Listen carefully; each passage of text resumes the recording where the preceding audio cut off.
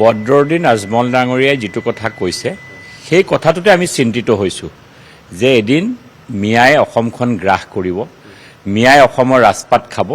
সেই চিন্তাতে এতিয়া অসমীয়া সকলো আমি হিন্দু সমাজ একত্ৰিত হ'বৰ সময় হৈছে। সেইকাৰণে এইটো তেওঁলোকে কৈছেই, আজি বদৰুদ্দিন আজমলে যিটো কথা কৈছে যে মিয়াই এদিন অসম গ্ৰাস কৰিব, সেই কথাটোতে আমি চিন্তিত। আমি সেই কথাটোহে লৈ আমি অসমত প্ৰত্যেকজন অসমীয়াই আমি একত্ৰিত হৈ চিন্তা কৰিবলৈ বাধ্য হৈছোঁ। সেইকাৰণে তেওঁলোকে কোৱা কথাটো একদম সত্য কথাই কৈছে যে মিয়াই এদিন ৰাস কৰিব, এইটো মিছা কথা কোৱা নাই তেওঁ। আৰু সেই কথাটোত আমি সংগীত আমি সেইটো কেতিয়াও হ'বলৈ নিদিওঁ। আমি জীয়াই থকালৈকে অসমত সেইটো কেতিয়াও হ'ব নোৱাৰে। পৰিকল্পনাটো তেওঁলোকৰ আছেই, পৰিকল্পনা নাথাকিলে তেওঁলোকৰ ইমান জনসংখ্যা বৃদ্ধি, আপুনি ডেম'গ্ৰাফি দেখিছে নাই, ক'ৰ পৰা ক'লৈ বাঢ়ি গৈ আছে। ইয়াত তেওঁলোকৰ পৰিকল্পনা আছেই কাৰণে এইটো কৰিছে। আৰু সেই পৰিকল্পনা আমি কেতিয়াও তেওঁলোকক সাৰ্থক হ'বলৈ নিদিওঁ। ভাৰতীয় জনতা পাৰ্টীৰ নেতৃত্বাধীন চৰকাৰ থাকিলে, আমাৰ মুখ্যমন্ত্ৰী ডাঙৰীয়া থাকিলে আপুনি নিশ্চিন্ত হৈ থাকক, অসমত কোনো কালেই মিয়া চৰকাৰ কৰিবও নোৱাৰে আৰু মিয়া ৰাজপাটো খাবলৈ দিয়া নাই। মই নাজানো পদুম ৰাজখোৱা ডাঙৰীয়াই কি ধৰণৰ কথা কৈছে, ক'ত সাহিত্য সভাৰ সংজ্ঞা কি নাজানো মই। সাহিত্য সভাৰ সাহিত্যিক সংজ্ঞাত মিয়া ৰাজনৈতিক নে অৰাজনৈতিক নে কোনোবা ধৰ্ম সেইটো নাজানো। কিন্তু এটা কথা ঠিক, মিয়া ৰাজনৈতিক সংজ্ঞা কেনেকৈ হ'ব পাৰে।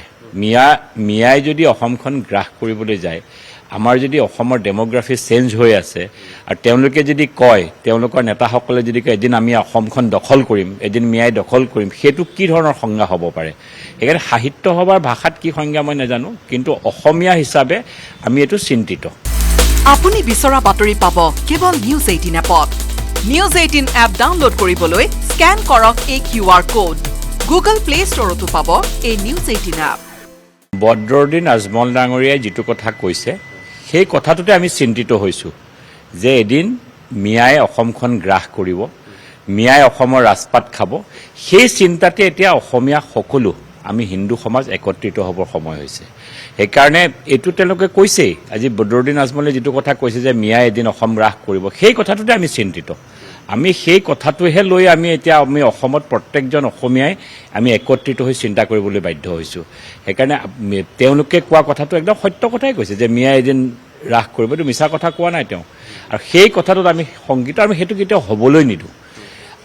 আমি জীয়াই থকালৈকে অসমত সেইটো কেতিয়াও হ'ব নোৱাৰে। পৰিকল্পনাটো তেওঁলোকৰ আছেই, পৰিকল্পনা নাথাকিলে তেওঁলোকৰ ইমান জনসংখ্যা বৃদ্ধি, আপুনি ডেম'গ্ৰাফি দেখিছে নাই, ক'ৰ পৰা ক'লৈ বাঢ়ি গৈ আছে। ইয়াত তেওঁলোকৰ পৰিকল্পনা আছেই কাৰণে এইটো কৰিছে। আৰু সেই পৰিকল্পনা আমি কেতিয়াও তেওঁলোকক সাৰ্থক হ'বলৈ নিদিওঁ। ভাৰতীয় জনতা পাৰ্টীৰ নেতৃত্বাধীন চৰকাৰ থাকিলে, আমাৰ মুখ্যমন্ত্ৰী ডাঙৰীয়া থাকিলে আপুনি নিশ্চিন্ত হৈ থাকক, অসমত কোনো কালেই মিয়া চৰকাৰ কৰিবও নোৱাৰে আৰু মিয়া ৰাজপাটো খাবলৈ দিয়া নাই। মই নাজানো পদুম ৰাজখোৱা ডাঙৰীয়াই কি ধৰণৰ কথা কৈছে, ক'ত সাহিত্য সভাৰ সংজ্ঞা কি নাজানো মই। সাহিত্য সভাৰ সাহিত্যিক সংজ্ঞাত মিয়া ৰাজনৈতিক নে অৰাজনৈতিক নে কোনোবা ধৰ্ম সেইটো নাজানো। কিন্তু এটা কথা ঠিক, মিয়া ৰাজনৈতিক সংজ্ঞা কেনেকৈ হ'ব পাৰে। মিয়াই যদি অসমখন গ্ৰাস কৰিবলৈ যায়, আমাৰ যদি অসমৰ ডেম'গ্ৰাফি চেঞ্জ হৈ আছে আৰু তেওঁলোকে যদি কয়, তেওঁলোকৰ নেতাসকলে যদি কয় এদিন আমি অসমখন দখল কৰিম, এদিন মিয়াই দখল কৰিম, সেইটো কি ধৰণৰ সংজ্ঞা হ'ব পাৰে।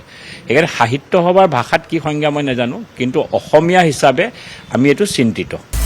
আপুনি বিচৰা বাতৰি পাব কেৱল নিউজ 18 এপত। নিউজ 18 এপ ডাউনলোড কৰিবলৈ স্কেন কৰক এই QR কোড। গুগল প্লে ষ্টৰতো পাব এই নিউজ 18 এপ।